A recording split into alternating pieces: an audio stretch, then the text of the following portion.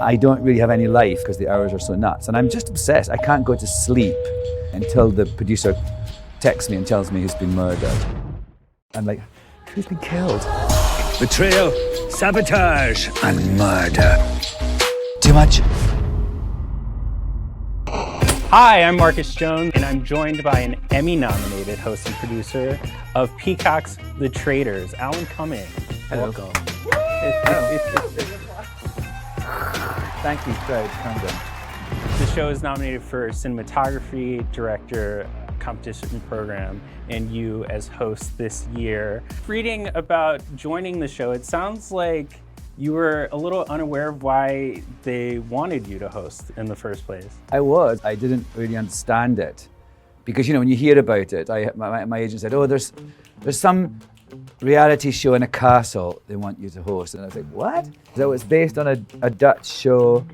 And I was like, what? And so, you know, then they said it's in a castle in Scotland. I thought, oh. And they said that, you know, that they wanted me to play this sort of character of this sort of heightened, quite theatrical host. So I really got into the hang of it and I understood why they wanted me to do it after that. The traitors among you will know who has been poisoned. But initially, I mean, it's kind of a left field thing for someone like me to just suddenly be hosting a competition reality show. I mean, it's, but I like that. I like confounding people's expectations. You will meet face to face tonight. Yes. In the castle dungeon. You mentioned approaching this hosting job as sort of playing a character. Does that come fully formed, or what are the things that kind of got developed in building this character as you've done the show for 2 seasons? I mean, once I sort of said I thought he should be this kind of, not truly Machiavellian, but there's a slight he's quite stern daddy, and sort of James Bond villain. Did you miss me?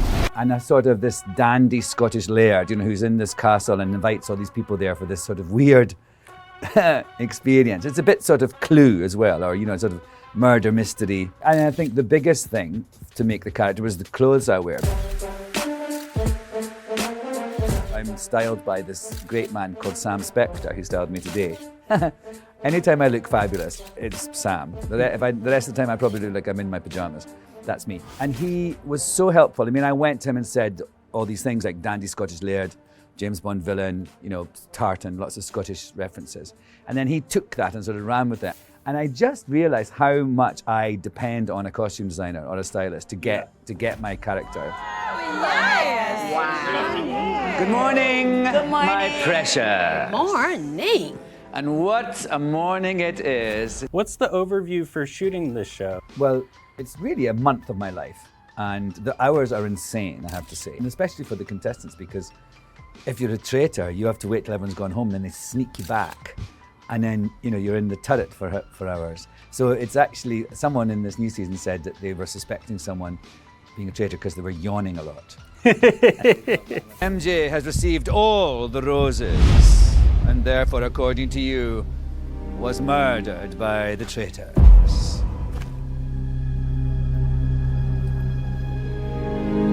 But have you guessed the poisoned player correctly? Death tolls chime strong here in the castle grounds.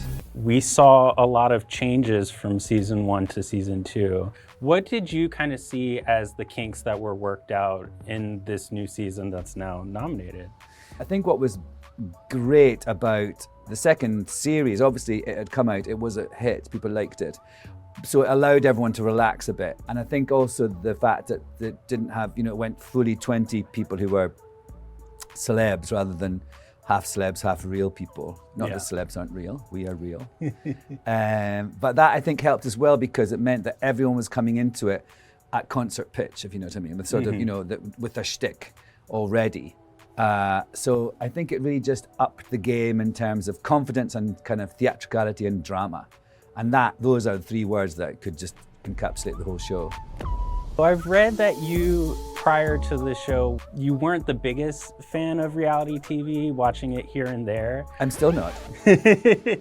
We love our housewives, but that is a good note. Oh, please. Larsa was amazing this season. Soon, I shall select the traitors, who will cast a gloomy shade of death each night. Look around you. With the interview sequence that you do, are you and the producers, still undecided up until the ceremony about who the traitors will be? I mean, it's after. So that interview thing takes place in the afternoon, and the next thing that happens is the tapping on the shoulder. So yeah, it's very last minute. I mean, obviously some people are candidates, and we talk about that, but it's really those interviews that decides it.